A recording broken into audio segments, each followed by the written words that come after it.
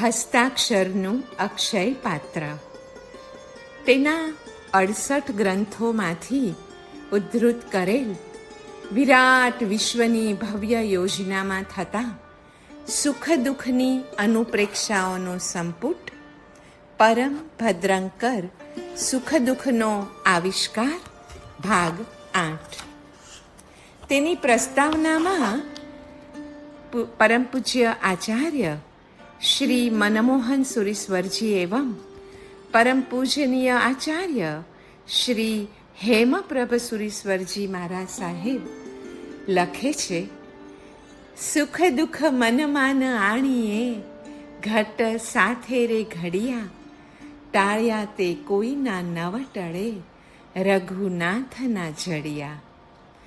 એ પૂર્વ કવિ રચિત પંક્તિઓને યાદ કરીને તેઓ લખે છે, પરસ્પૃહા મહાદુઃખમ નિસ્પૃહત્વમ મહાસુખમ એતદુક્તમ સમાસેન લક્ષણામ દુઃખ સુખયોઃ. પરમ કૃપાળુ દેવાધિદેવ પ્રભુ વીરના શાસનને પામેલ ગીતાર્થ શિરોમણી ઉપાધ્યાયજી ભગવંત શ્રી યશો વિજયજી મહારાજાના જ્ઞાનસાર ગ્રંથમાં તેઓના શિષ્યે પૂછ્યું છે કે અમને ટૂંકમાં જ સમજવું છે કે સુખ કોને કહેવાય, દુઃખ કોને કહેવાય. ઉપાધ્યાયજી ભગવંતે તેનો મસ્ત આધ્યાત્મિક જવાબ આપ્યો છે કે પરસ્પૃહા યાને બીજાની અપેક્ષા મહાદુઃખનું અને પદાર્થ પ્રત્યે નિસ્પૃહતા તે મહાસુખનું કારણ છે. સુખ દુઃખ એ કોઈ પદાર્થ નથી, પણ મનના વિચારો, વિકલ્પો કે કલ્પના છે.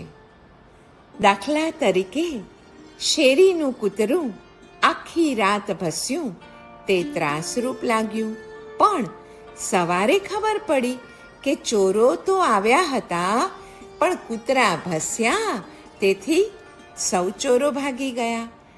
તો એ ભસવાનું હવે કેવું સુખ લાગે છે. દુઃખ હોવું અને દુઃખ લાગવું એ બે જુદી વસ્તુ છે.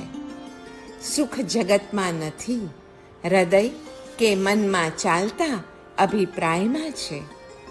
પૂજ્યપાદ પન્યાસજી મહારાજ અમને કહેતા કે આપણી યોગ્યતા કરતાં સુખ વધુ અને અયોગ્યતા કરતાં દુઃખ ઓછું મળ્યું છે. સર્વના સુખ દુઃખનું સ્મરણ એ સામસામાયિક છે. પોતાના સ્વ સુખ દુઃખનું વિસ્મરણ એ સમસામાયિક છે અને સ્વ સ્વરૂપ રમણતા એ સમસામાયિક છે. પૂજ્યશ્રીએ વળી એક રોજનીશીમાં પણ નોંધ્યું છે તેમ સાધુ ભગવંતો દુઃખને સુખ રૂપે અને સુખને દુઃખ રૂપે જ્યારે માણે છે ત્યારે મોક્ષ લક્ષ્મી હાથ વેતમાં હોય છે. આવા પદાર્થો પહોંચાડવામાં વડોદરા મુંબઈના અમારા પરમ ગુરુ ભક્ત સુશ્રાવક રત્ન શ્રી C.K. મહેતાને અંતરથી ધન્યવાદ. તો શ્રી C.K. મહેતા આ સુખ દુઃખના ભાગમાં પોતાની પ્રસ્તાવનામાં બહુ સુંદર વાત લખે છે કે સુખ દુઃખના આ દોરમાં વાટ ખર્ચી તરીકે છે ગુરુનું સ્મરણ. મેં નહોતી જોઈ કોઈ તિથિ તારીખ કે ચોઘડિયું, બસ કોઈ આયોજન કે નકશો લીધા વગર નીકળી પડેલો પ્રથમવાર પૂજ્ય ગુરુ મહારાજને વંદન કરવા. કોઈ જ પરિચય વિના પ્રથમ ક્ષણે જ એમની આંખોમાંથી ઝરતો સ્નેહનો મધમીઠો ઝરો મારામાં ઝીલાયો અને પછી તો બસ એક વ્યસન થઈ ગયેલું નિરંતર દર મહિને 15 દિવસે એમના દર્શને જવાનું. કેટલાય સુખ દુઃખના દોરમાંથી હે ગુરુ મહારાજ આ 9 દાયકા મધ્યે ગુજર્યા પછીએ વાટ ખર્ચી તરીકે મનની સંદૂકમાં રાખી છે અકબંધ તમારી સાથેની એ આત્મિક મુલાકાતોની સોનેરી સ્મરણ ગાથા. હમણાં એક જગ્યાએ વાંચ્યું હતું કે જ્યાં સુધી શબ્દ અને ભેદી સદ્ગુરુનો મેળાપ થતો નથી ને ત્યાં સુધી ભીતરનું કમળ ખીલતું નથી અને તેથી અનહદ નાદ પણ સુણાતો નથી. સાહેબજી, અમુક કેવા તો હળું કરમી કે આપ સમા અપૂર્વ સદ્ગુરુ ભેટ્યા. અહીંથી આપ જ્યાં પણ ગયા હો, અનહદના સાદની આંગળી પકડી અમને ફરીથી સાહી લઈને ભીતરનું કમળ ખીલવજો અને મોક્ષ પર્યંત હવે તો સાથે જ રાખજો હો. પછી તો આપની સાથેની એ શેષ યાત્રા હશે સાવ બોજ વગરની, નિર્ભાર. રાહ જોઉં છું સાહેબજી, સુખ દુઃખની પેલે પાર પુનઃ આપ સમીપે ક્યારે પહોંચીએ તેની, અને ત્યાં સુધી સતત નીતરતી રહેતી આપની કૃપાથી જ કામ ચલાવી લઈશું. અસ્તુ. C.K. મહેતા, વડોદરા, મુંબઈ. પરમ ભદ્રંકર સુખ દુઃખનો આવિષ્કાર. પૂજ્ય પન્યાસજી મહારાજ લખે છે કે સુખ અને દુઃખ બે જ અક્ષરના આ શબ્દો છે, પણ એનો અર્થ અનંત છે. ખમ એટલે આકાશ. જ્યાં આકાશ સુલભ હોય ત્યાં સુ વત્તા ખ મળે, અને જ્યાં આકાશ દુર્લભ છે ત્યાં દુ વત્તા ખ અર્થાત દુઃખ મળે. સુલભ એટલે સુખ અને દુર્લભ એટલે દુઃખ. જ્યારે પણ તમારા જીવનમાં કોઈ દુઃખ કે સંકટ આવે ને ત્યારે ખુલ્લામાં તારા ભર્યા આકાશ નીચે અથવા કોઈ સાગર કિનારે અથવા તો પછી કોઈ ટેકરીની ઉપર જઈને બેસજો અને તમે એ સૌ પાસેથી જરૂર સહાનુભૂતિ પામશો. સુખ માટે માનવી સદા તલપે છે, કેમ કે તે ક્ષણિક છે. યુગો સુધી સાથે હોય છતાં એક ક્ષણમાં વીણસી જાય છે. તેથી ફરી ફરીને તે પામવાની ઈચ્છા થાય છે. જ્યારે દુઃખની તો એક ક્ષણ પણ જુગ જેવી લાંબી લાગે છે, કારણ કે દુઃખ દર્દ તો જીવનમાં કાયમ રહે છે. પ્રતિકાર, ચિંતા અને વિલાપ વિના સર્વ દુઃખોને સહન કરવા તે છે તિતિક્ષા. જીવનના સઘળાએ દર્દો માટે દવા છે દયા, પ્રેમ, દુબાની, અને દુઃખ તથા વેદના પ્રત્યે પ્રેમના આર્ત એવા પોકારની. તો ચિદાનંદ સુખ કોને કહેવાય? સૌથી મોટી સમસ્યા તો સુખી, ખરેખર સુખી થવાની, એવું સુખ મેળવવાની છે કે જે હિમાચ્છાદિત પર્વતો અને ચંદ્ર સૂર્ય જેવું જ વાસ્તવિક સુખ હોય. જ્ઞાનીઓ એવા સુખને જ ચિદાનંદ કહે છે. તે સુખને અતિ પરિચયાદ વજ્ઞાનો નિયમ લાગુ ન પડે. પ્રત્યેક ક્ષણે એની તાજગીમાં નવીનતા ઉમેરાય અને ગમે એટલો અતીવ પરિચય થાય છતાં પણ એની અવજ્ઞા ન થાય. આપણે સુખી છીએ કે નહીં એ જ ખરેખર અગત્યનું છે. આપણે નૃત્ય કરતા અનિલ એટલે કે હવાની જેમ, મુક્ત વહેતા ઝરણાની માફક, ક્રીડામગ્ન બાળકોની માફક કદાચ જીવી શકીએ કે નહીં એ જ અતિ અગત્યનું છે.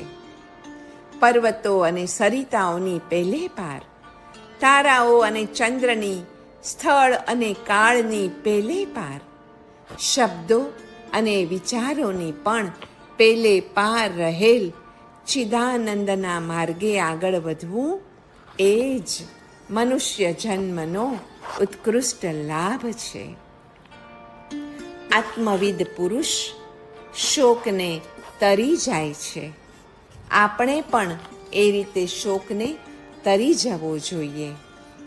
સુખિયા ઢૂંઢત મેં ફિરું, સુખિયા મિલા ન કોઈ, જિનકે આગે દુઃખ કહું, સો પહેલા ઉઠ રોય. કબીર કહે છે આ બે વાત. સુખ દુઃખની સામગ્રી ભિન્ન છે. જ્યારે આત્મા તો શુદ્ધ બુદ્ધ મુક્ત અસંગ નિસ્પૃહ અલિપ્ત છે. સુખ અને દુઃખનો અનુભવ બુદ્ધિ દ્વારા થાય છે. બુદ્ધિ પ્રકૃતિજન્ય છે, જ્યારે આત્મા પ્રકૃતિથી એટલે કે સ્વભાવથી પર છે. દુઃખ અને શોકથી ભરેલા આ નાશવંત જગતમાં જ્યાં આત્માના જ્ઞાનનું અજવાળું થયું, બસ ત્યાં નિત્ય આનંદની બંસી બજ્યા જ કરે છે. એ માટે જ સગપણ છે ને સુખ સાથે નહીં, આત્મા સાથે કરો. પ્રત્યેક દુઃખનું મૂળ જીવનો અહંકાર છે અને દુઃખનો અંત લાવવા દ્રષ્ટિકોણ બદલો. મહાપુરુષો દુઃખી થઈ શકતા નથી અને છગનભાઈ જેવા આપણે સૌ સુખી થઈ શકતા નથી, કેમ કે એનો આધાર આઉટલુક ઉપર છે, જીવનની દ્રષ્ટિ ઉપર છે. દરેકે દરેક સંયોગોમાં તટસ્થ રહો, કેમ કે સુખ પણ ક્ષણિક છે. પ્રકૃતિનો એ અટલ નિયમ છે, કુદરતનો એવો એક અટલ નિયમ છે કે બીજાને સુખી કરે તે જ સુખી થાય. માણસ જો આંખ ઉઘાડીને જુએ ને તો એને તુરત જ દેખાઈ આવશે કે પોતાના આંતરિક આત્યંતિક દુઃખમાં કોઈ સહાય કરી શકતું નથી. ત્યારે તો પોતે જેવું અંતરનું નિર્માણ કર્યું હશે એવું જ ફળ પોતે ભોગવવું પડશે. આ જગતના 14 રાજલોકના બધા જ જીવો સુખની શોધમાં છે, કિંતુ બીજાને હણે તો પોતે હણાય અને બીજાની રક્ષા કરે તો પોતાનું રક્ષણ થાય. આ કુદરતનો નિયમ જ છે. જેને પણ જે સુખ અથવા જે દુઃખ મળે છે ને તે તેના હિતને અર્થે જ મળે છે. દુઃખમાં પણ સુખ બુદ્ધિ ધરનારને, અર્થાત દુઃખ આપણું હિત જ કરે છે એવા નિશ્ચયથી દુઃખના સમયમાં પણ પરમ પ્રસન્ન રહીને શાંતિ સેવનારને દુઃખ અપૂર્વ લાભ કરે છે.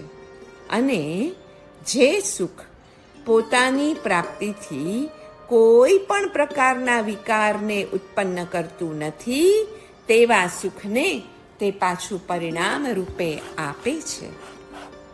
અરે દુઃખ એ તો આશીર્વાદ છે. દુઃખ કટુ ઔષધની જેમ ગુણકારી છે. દુઃખ એ તો કાંટાવાળી તારની વાડ છે, જે વધારે મુસીબતને આવવાની આગાહી કરીને તેમાંથી પછી ઉગારી લે છે. માથું દુખે ને એ ચેતવે છે કે હવે વધારે શ્રમ ન લ્યો. આ રીતે વધારે આપત્તિમાં પડતા રોકવા માટે દુઃખ આવે છે અને તે સૌને સદા જાગૃત રહેવા ચેતવે છે. દુઃખના સમયે અહંકાર નાશ પામે છે અને પ્રભુ પ્રત્યે નમ્રતા આવે છે, જે એવું ભાન કરાવે છે કે સાચા સહાય રૂપ તો કેવળ એક પરમાત્મા જ છે. દુઃખ આવીએ સ્વજનોને પારખી શકાય છે. દુઃખ સાચા અને ખોટા મિત્રની ઓળખાણ કરાવે છે. અરે દુઃખ એ તો જાણે મેલા કપડાને શુદ્ધ કરવા માટે ગરમ પાણીનું કામ કરે છે, અથવા કાચી ધાતુને શુદ્ધ કરવા માટે તે અગ્નિનું કામ કરે છે. આ રીતે દુઃખ એ તો આશીર્વાદ રૂપ જ છે. દુઃખથી છે ને જીવનમાં વિક્ષેપો આવે, પણ પૂજ્ય પન્યાસજી મહારાજ બતાવે છે કે દુઃખના વિક્ષેપથી બચવાના પણ ઉપાયો છે. ઉપાય નંબર 1, અંતરમાં એકદમ ઊંડા ઉતરીને સર્વેશ્વર સાથે ઐક્ય ભાવનું એવું ચિંતન કરવું કે હું આત્મા છું, આનંદ સ્વરૂપ અને સર્વશક્તિમાન છું. 2, આપણા આંતરમનના ઉચ્ચ પ્રદેશમાં પહોંચવાનો સહેલામાં સહેલો રસ્તો વિચાર નહીં કરવાનો છે. એ માટે શૂન્યતાની કલ્પના કરવી અને આપણા તરફથી જેને દુઃખ થયું હોય ને અને આપણા ઉપર જેનાથી ઉપકાર થયો હોય ને તે બંનેના સુખ અને શાંતિ માટે અવશ્ય પ્રાર્થના કરવી. દુઃખના વિક્ષેપથી બચવાનો ત્રીજો ઉપાય છે વિશ્વના મહાનિયમનો વિચાર કરવો. એ મહાનિયમને માન્ય રાખવાથી દુઃખના ડંખ અદૃશ્ય થઈ જાય છે. આ રીતે દુઃખ તો દરેક આપત્તિ કે દરેક રોગને આગળ વધતા અટકાવીને વધુ દુઃખ અને આપત્તિમાંથી બચાવી લેવાની ચેતવણી આપે છે. એટલે દુઃખ તો પહેરગીર અથવા તો ચોકીદારનું કામ કરે છે. તો વિશ્વનો મહાનિયમ કયો છે? મહાનિયમ છે સર્વ પ્રકારનું દુઃખ ગમે તે રસ્તે ભલે ને આવે, તે આપણા અંતિમ સુખનો જ રસ્તો સાધે છે અને આપણી જન્મ મરણની બેડીને તોડવા અર્થે છે. વળી જે કરજ જે આપણે કર્યા છે એ કરજોએ આપણને જેણે બંધનમાં નાખ્યા છે ને તે કરજ વસૂલ કરીને આપણને છૂટા કરવાનું જ કામ આ વિશ્વ કરી રહ્યું હોય છે. જેનાથી આપણને સુખ દુઃખ થાય છે તેનાથી બીજાને પણ સુખ દુઃખ થાય છે એવું સમજીને પોતાની માટે જે કાંઈ કરીએ તે બીજાને માટે પણ કરવા ખૂબ તત્પર રહે તેવા સત્વગુણીને પરમયોગી કહ્યો છે. કબીરજીએ પણ કહ્યું છે ને કે સુખ કે માથે શીલા પડો, સુખ કે માથે શીલા પડો, જો રામ હૃદય સે જાય, બલિહારી વા દુઃખ કી, જો પલ પર રામ રટાય. આપણે ભગવદ અંશ છીએ અને બીજાના સુખ તથા દુઃખ આપણા જ છે. આવું જ્ઞાન જ્યારે થાય અને તે પ્રમાણે વર્તાયને ત્યારે જ પરમ શાંતિનું રહસ્ય આપણા મનમાં આવ્યું ગણાય છે. માણસને માટે સદૈવ સુખી થવાનો એક જ માર્ગ છે. તેણે ઈશ્વરની ઈચ્છાને આધીન થવું અને બધી જ વસ્તુ પરમાત્મા ઉપર છોડી દે. શરણાગતિ એ જ એક ઉપાય છે. જે સ્થિતિમાં મુકાય તે સ્થિતિથી સંતોષ માનવો. પલટાતા સ્થિતિ અને સંયોગોમાંથી ક્યારેય સ્થાયી સુખ ન પમાય. સુખ તો આપણી અંદર જ રહેલું છે. ઇન્દ્રિયો કે વિષયો સુખ દુઃખનું કારણ નથી જ, કિંતુ તેનો અતિયોગ દુઃખનું અને સમયોગ એ સુખનું કારણ છે. આનંદ આત્માનું હોય અને સુખ બાહ્ય વિષયોનું હોય છે. આમ સુખ અને આનંદમાં બહુ મોટો ફેર છે. સુખ એ સાપેક્ષ છે, પરાવલંબી છે, જ્યારે આનંદ સ્વતઃ સિદ્ધ છે. થોડું સુખ પણ મેળવવા જતાં દુઃખ જ વધુ ને વધુ મળે, જ્યારે આનંદ તો સ્વયં સિદ્ધ એવું પરમ સુખ છે, કેમ કે તેમાં દુઃખનું નામો નિશાન નથી. સમ્યક્ત્વ એટલે સાચી સમજ, એ સુખનું મૂળ છે. મિથ્યાત્વ યાને ઊંધી સમજ એ દુઃખનું મૂળ છે. હવે સુખ દુઃખના મૂળ ખબર પડી ગઈ તો આપણે સાચી સમજ પામીએ અને ઊંધી સમજને ત્યાગી દઈએ.